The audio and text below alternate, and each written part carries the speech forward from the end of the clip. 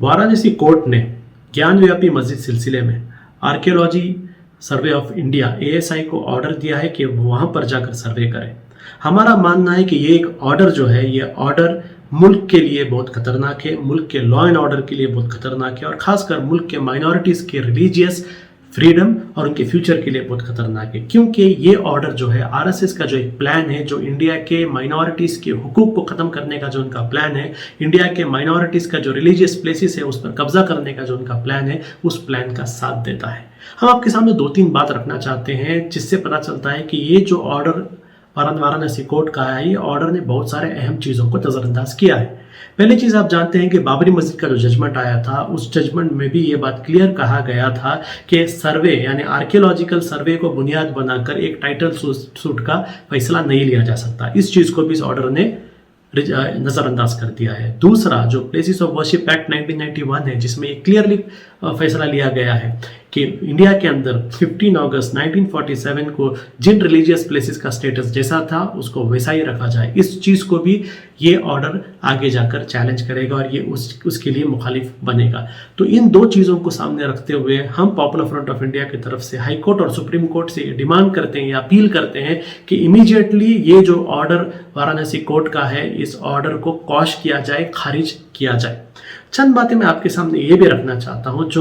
जिस पर गौर करना बहुत ज़रूरी है। पहला, अगर आप ये क्रोनोलॉजी को समझेंगे कि बाबरी मस्जिद केस में भी इसी तरीके से ASI सर्वे को लाया गया, वहाँ पर जाकर खुदाई की गई और उस चीज़ को बहाना बनाकर हम देखते हैं मुल्क के अंदर कैसा एक माहौल किया गया, एक झूठ को फैलाया गया और आगे जाके जजमेंट में किस तरीके से इस चीज़ों को सामने लाया गया। तो अब ज्ञानव्यापी मस्जिद के सिलसिले में भी यही किया जा रहा है। दूसरा अहम बात है, इस सर्वे के अंदर आप देखेंगे 2 माइनॉरिटी कम्युनिटी के लोगों को भी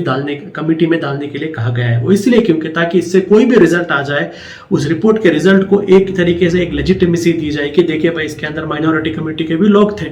तो ये पूरे चालों को हमें समझना है। ऐसे ही चाल बाबरी मस्जिद के वक्त भी किया गया था।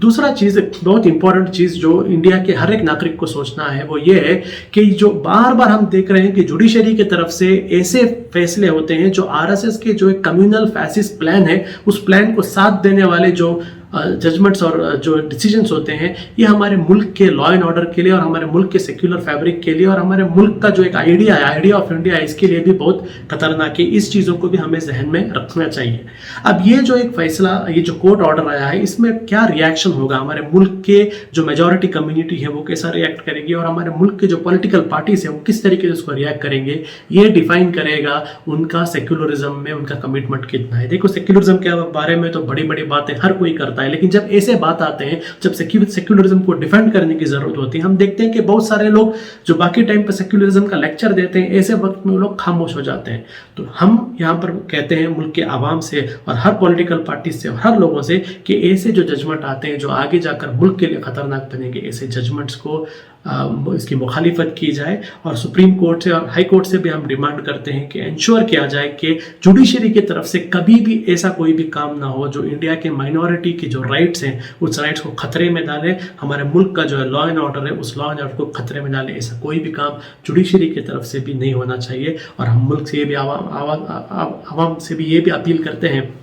कि RSS के जो प्लान्स हैं, इस प्लान्स को कभी भी कामयाब नहीं होने देना चाहिए। हम हर कोई जानते हैं किस तरीके से अयोध्या को इस्तेमाल किया देश के अंदर एक पोलराइजेशन करने के लिए, पॉलिटिकल बेनिफिट्स के लिए, और आज भी हम देख रहे हैं काशी मथुरा के नाम पर और बहुत सारे मस्जिद जो इनके लिस्ट के अंदर हैं, उन चीज़ों को भी यही एक ऑर्डर बनाकर ये लोग मुल्क के अंदर ऐसा एक तफरीक लाने की कोशिश कर रहे हैं। मुसलमानों से भी मेरा एक अपील है कि जिस तरीके से बाबरी मस्जिद का इशू हमने देखा, हमें एक सबक मिल गया है, हमारी जिम्मेदारी होनी चाहिए कि अलग कोई भी मस्जिद हो, उस मस्जिद का हाल बाबरी मस्जिद जैसा नहीं होना चाहिए। उसके लिए क्या क्या डेमोक्रेटिकली, लीगली और जो हमें करना है वो करने के लिए मुस्लिम कम्युनिटी भी तैयार होना चाहिए।